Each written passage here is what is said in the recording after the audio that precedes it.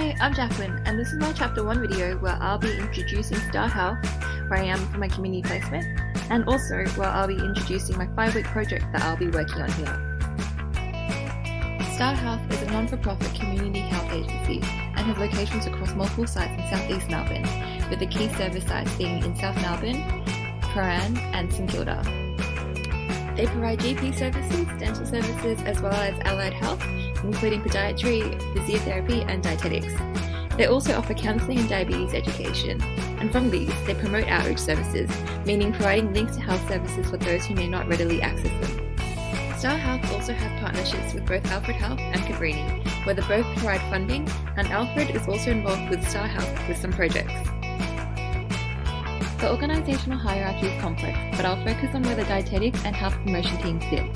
The two relevant general managers who report to the CEO are the Clinical Care General Manager and the Healthy Communities General Manager. If we descend the hierarchy from the GM of Clinical Care, it leads us to the Principal Manager of Community Care and finally the Coordinators of Allied Health, which is where the dietetics team sits under. From the GM of Healthy Communities, we have the Alcohol and Other Drug Health Promotion Child, Youth and Family PM, and the Coordinator of Health Promotion, Consumer Participation and Volunteers, which is where the Health Promotion team sits. Why I wanted to mention the Health Promotion team will be discussed later. Here is a quick pictorial view of the organisational structure. StarHealth has 1.6 EFT shared between 3 dietitians. Dietetic services provided to clients is primarily one-on-one clinic-based services. Additionally, StarHealth dietitians also engage in some outreach service deliveries, home visits, health promotion initiatives, and run group and community education sessions. Because dietitians don't have any formal EFTs allocated to project work, the scope of this project, and depending on where this project is at the end of the 5-week placement, will most likely be under the workload of the health promotion team. This project is important because healthy eating promotes good nutrition, which is essential for childhood and adolescent growth and development, and helps prevent health issues such as dental caries and obesity, cancer, heart disease and diabetes in future years. And also, eating habits developed in early years are likely to have lifelong influences. This warrants the importance of advocating for good nutrition, particularly for this primary school age group, for ensuring adequate nutrition for growth and development, and to reduce disease risk in the future and the associated financial burden.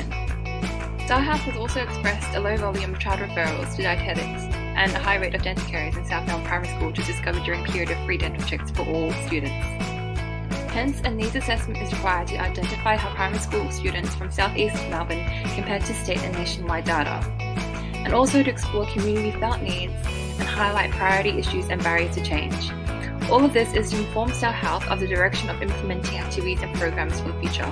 For normative need, our supervisor informed us about what has already been done at other schools and flagged some nutrition priority areas with us. Express need was assumed from the lack of dietetic referrals from primary school age students to StarHealth, and also with increased incidence of dental caries. Comparative need will be gathered from engaging with population data and comparing Port Phillip to other city councils. And finally, for felt need, we plan to interview Windsor Primary School staff and parents and engage with students to identify knowledge gaps and gauge their problems and opinions on possible solutions. The goal was to achieve appropriate nutritional adequacy through healthy food choices in primary school age students of the City of Port Phillip, to reduce the prevalence of diet-related chronic disease and the associated financial burden, as well as to promote good oral health. This would be done through improving nutritional adequacy of school lunches, increasing parent and student food knowledge, and promoting an environment conducive to nutritious eating. This will be done through liaising with key stakeholders, developing a healthy lunches and snacks resource kit, and also a nutrition education session, as well as redeveloping school nutrition policies to align with the achievement program guidelines, and also to reassess the lunch order menu against the Hayes traffic light system. From here, the plan was to conduct a review to see what healthy eating interventions have been effective in the past, and also to involve key stakeholders including Windsor Primary School teachers, principal team, parents and students, and plan lunchbox order and classroom activities, as well as the stores to engage with parents. So we met up with the staff from Windsor Primary School to gauge their student demographic, nutrition priorities and strategies for improvement, and we'll also do a lunchbox order and classroom activities for the preps, grade 3, 4s and 5, 6s, and set up a before school store for parents to see their nutrition knowledge priorities and what they wish to know and how. Strategy evaluation can be assessed through population satisfaction, quality of resources provided, and whether or not all interventions have been implemented and if all target groups are reached. The research will be disseminated through an oral presentation to StarHealth and a written report to uni at the end of placement.